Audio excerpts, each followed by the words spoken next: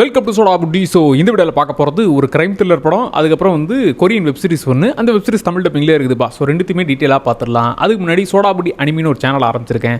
அதுக்கான லிங்க் நான் டிஸ்கிரிப்ஷனில் கொடுக்குறேன். அனிமி சம்மந்தமான அனைத்து விஷயங்களும் அந்த சேனலில் வரும். இப்போதைக்கு டாண்டாடன் ரீகேப்பு, கைஜு நம்பர் 8 ரீகேப்பு ரெண்டுமே சேனலில் இருக்குது. மற்ற அனிமி சம்மந்தமான விஷயங்களும் இருக்குது. ஸோ சேனலை சப்ஸ்கிரைப் பண்ணிக்கோங்க. வாங்க வீடியோவை ஸ்டார்ட் பண்ணலாம். ஃபஸ்ட்டு படம் வந்து விஜய் ஆண்டனுடைய மார்கன் படம். இது தேட்டர்லேயே பார்க்கணும்னு நினச்சது, அதுக்குள்ளே இங்கே ஏழை தூக்கிட்டாங்க. சரி இதில் தான் பார்த்துடலாம்னு சொல்லி ஓடிட்டில் பார்த்தது. நல்லா இருக்குது, படம் நல்லா இருக்குது. அண்ட் இந்த படத்தோட கதைன்னு எடுத்துக்கிட்டால் இதில் வந்து ஓப்பனிங்கே ஒரு சீரியல் கில்லராக பிடிக்கணும். அவன் கொள்கிற விதமே வந்து கொஞ்சம் வித்தியாசமாக இருக்குது. ஏன் இப்படி பண்ணுறான்னு தெரில. ஏதோ ஒரு சைக்கோ பயபிளையாக தான் இருப்பான். ஆனால் அவன் பண்ணுறதுக்கான அந்த மோட்டிவ் என்னங்கிறது தெரிய மாட்டேங்குதுன்னு அந்த சீரியல் கில்லராக பிடிக்க வெறி கொண்டு தேடிக்கிட்டு இருக்காங்க. ஏன் விஜய் ஆண்டனி இந்த கேஸில் இவ்வளோ ஆர்வம் காட்டுறாரு, ஸோ அதுக்கு பின்னாடி என்னெல்லாம் இருந்துச்சுங்கிறது தான் மொத்த படமும். இதில் கேரக்டர்ஸை பொறுத்தவரை விஜய் ஆண்டனி தான் படத்தோட ஹீரோ. ஆனால் அவரை தாண்டி இன்னொரு கேரக்டர் தான் அதிகமாக ஸ்கோர் பண்ணுது. இவர் வழக்கமான அந்த போலீஸ், ஓகேப்பா கண்டுபிடிச்சிருவில்ல, எனக்கு ஹெல்ப் பண்ணவில்லை அப்படிங்கிற அந்த மோடில் தான் இருப்பார்.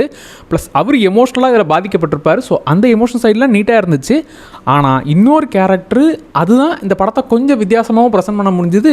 அதுக்குன்னு அவனால் எல்லாமே முடிஞ்சிருப்பா அப்படின்னு ரொம்ப டீப்பாக போகாமல் அதையும் ஒரு லிமிட்குள்ளே வச்சுக்கிட்டது பிடிச்சிது. அண்ட் அந்த இன்னொரு கேரக்டர் சொன்னல, அந்த கேரக்டருக்கான அந்த ஒரு பவருங்கிற மாதிரி ஒரு சூப்பர் நேச்சுரல் கலந்த கிரைம் த்ரில்லராக கொண்டு போக நினச்சது ஒர்க் ஆச்சு. ஸோ அந்த விஷயம் தான் கொஞ்சம் புதுசாகவும் ப்ளஸ் அதை வழக்கமான அந்த ட்விஸ்ட்டுகள்லாம் கலந்த விஷயமாகவும் ஒர்க் ஆச்சு. என்னப்பா இப்படிலாம் கூட இருக்கா அப்படின்னு அந்த மீட்டருக்குள்ளே போகாமல் அதை அளவாக அப்படியே ஹேண்டில் பண்ணி அப்படியே அந்த ட்விஸ்ட் ஏரியாக்குள்ளே வந்து மெசேஜும் சொல்ல நினச்ச விஷயம் நல்லா இருந்துச்சு. முக்கியமாக இந்த மாதிரியான கிரைம் த்ரில்லரில் அந்த ட்விஸ்ட் ரிவீல் ஆகிற இடங்கிறது செம்மையாக இருக்குப்பா ட்விஸ்ட்டு அப்படிங்கிற ஃபீல் வரணும்ல, அந்த விஷயங்கள் இருக்குது.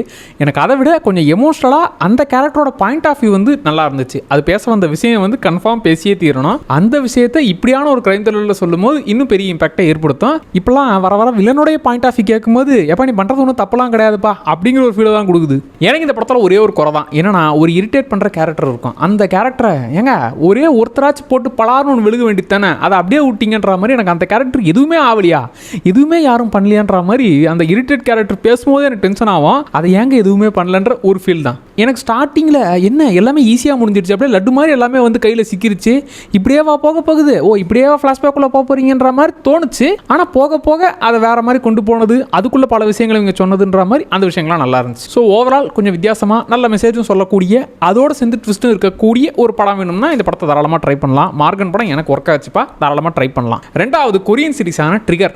இதை வந்து 6 எபிசோடாக மட்டும் கொடுத்துருந்தீங்கன்னா இன்னும் பயங்கரமாக இருந்திருக்கும். எனக்கு அந்த ஒரே ஒரு ஃபீல் தான். இன்னும் 4 எபிசோடுங்கிறது ரொம்பவே எழுத்து சொன்னீங்களோன்ற ஒரு ஃபீல்.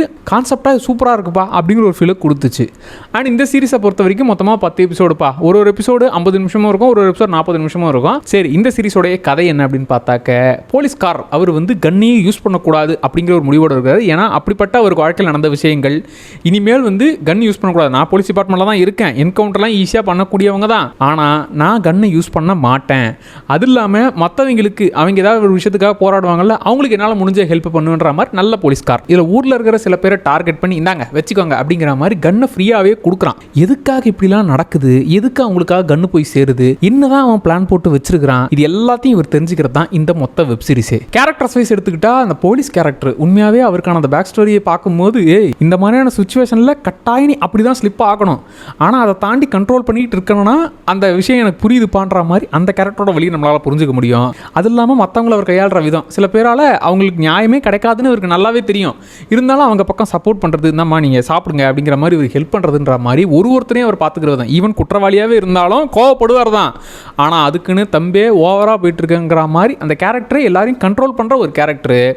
அவங்க கோவமானாலும் அவங்கள சாந்தமாக பேசியே சமாதானப்படுத்தக்கூடிய கேரக்டர். அந்த கேரக்டர் சூப்பராக இருந்துச்சு. அண்ட் வில்லன் கேரக்டரை பொறுத்த வரைக்கும் சத்தியமாக சொல்கிறேன், இந்த சீரிஸ் மொத்தமாக முடியும் போது எனக்கு அவன் பாயிண்ட் ஆஃப் வியூ தான் அதிகப்படியாக கன்வே ஆச்சு. பார்க்குறவங்களுக்கும் அதுதான் இன்னும் பயங்கரமாக கனெக்ட் ஆகும். ஏன்னா இப்போ போலீஸ் கேரக்டர் நல்லது தான் செய்கிறாரு, இவனோட மோட்டிவ்ங்கிறது ஒரு மாதிரி டேய் அநியாயத்துக்கு போராடான்ற மாதிரி இருக்கும். ஆனால் சில சமயங்களில் அது ஈஸியாக கனெக்ட் ஆகக்கூடிய வகையில் இருக்கும். இதில் இந்த கன்னை வச்சு விதவிதமான கன்னை வச்சு எல்லாரையும் கதையை முடிக்கிறேன் அப்படிங்கிற இந்த நார்மலாக கெத்து காட்டுற மூமெண்ட் இது கிடையாது. அந்த பேரில் இருக்கிற ட்ரிகர், அந்த ட்ரிகர் பாயிண்ட்டு ஒருத்தருக்கு எப்போ நடக்கும், அந்த ட்ரிகர் பாயிண்ட்டை ஏற்படுத்துறதுக்கு என்னென்ன விஷயங்கள்லாம் இருக்கும் அப்படிங்கிற அந்த ஏரியாக்குள்ளே டீல் பண்ணதெல்லாம் சூப்பராக இருந்துச்சு. முக்கியமாக ஒரு கேரக்டர் கேரக்டரும் அவங்க ட்ரிகர் ஆகிற அந்த ஒரு இடம் இருக்குல்ல, சத்தியமாக அந்த மொமெண்ட்டை அவங்க பண்ணும்போது ஒரு துளி கூட ஏங்க கொஞ்சம் கண்ட்ரோல் பண்ணலாம்ல, ரொம்ப ஓவராக போகிறீங்க அப்படின்னு எங்கேயுமே தோணாது. அவங்க பண்ணுறது 100% இல்லை 200% சரிடா, இந்த மாதிரியான சமயத்தில் நீ கூட அத்தனடா பண்ணுவேன் அப்படிங்கிற ஒரு ஃபீலை ஏற்படுத்திடுவாங்க. பட் இதில் சொல்ல வந்த விஷயம் அந்த வில்லனோட மோட்டிவாக இருக்கட்டும், போலீஸ் கேரக்டர் ஏன் எல்லாருக்கிட்டையும் அந்த ஒரு பொறுமையாக இருக்கிறதா இருக்கட்டும்னு இந்த விஷயங்கள்லாம் சூப்பர். ஆனால் எனக்கு 5 எபிசோடு வரைக்கும் டயர்டாக்கி விட்டுருச்சு. ஏங்க நல்ல விஷயம் தான் சொல்ல வரீங்க, பொறுமையாக தான் பில்ட் பண்ணுறீங்க, ஆனால் அதுக்குன்னு ரொம்ப பொறுமையாக டயர்டாக்கிற அளவுக்கு கூட்டிகிட்டு போவீங்கன்ற மாதிரி 5 எபிசோடு இருந்துச்சு. இன்னும் 5 எபிசோடு பார்க்கணுமா, என்னத்தை இதுக்கப்புறம் இழுக்க போகிறாங்கிற மாதிரி தான் இருந்துச்சு. ஆனால் 6, 7, 8 அப்படியே கொஞ்சம் கொஞ்சமாக போக போக எனக்கு அந்த வில்லன் கேரக்டராக இருக்கட்டும், இந்த மாதிரியான சுச்சுவேஷனை எப்படி சமாளிக்க போகிறாங்கன்றதா இருக்கட்டும்னு கொஞ்சம் கொஞ்சமாக எனக்கு அது இன்னும் பிடிக்க ஆரம்பிச்சிது. 5 எபிசோடு கண்டிப்பாக டயர்டாகிருச்சு. எப்பா இன்னும் 5 எபிசோடு எப்படா பார்த்து முடிக்க போகிறேன்ற ஃபீல் தான் வந்துச்சு.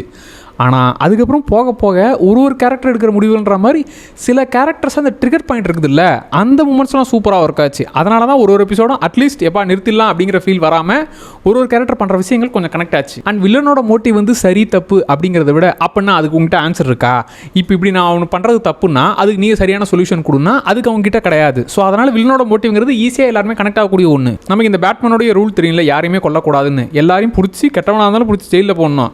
ஆனால் ஜெயிலுக்கு போனவன் திரும்பி வெளியே வந்து அதே தானே பண்ண போகிறான், எப்படியும் பேட்மேன் நம்மளை கொல்ல மாட்டாரே அப்படிங்கிற விஷயம் அவனுக்குமே நல்லா தெரியும்ல.